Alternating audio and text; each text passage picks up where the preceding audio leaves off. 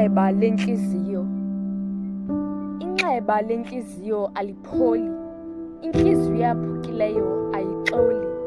Inene inxeba lentliziyo linobuzaza, alipholi kuba kaloku lide ithuba intlitheka yomelele, lide ithuba iqhekeka inyamezele, yaphulwe yophuka yaqhekeka, iwile yangqubeka yabetheka, iphethwe gadalala yanezivubeko namanxeba, iintlungu neentlupheko zobomi izingcamle, iingxwaleko zomhlaba izivile.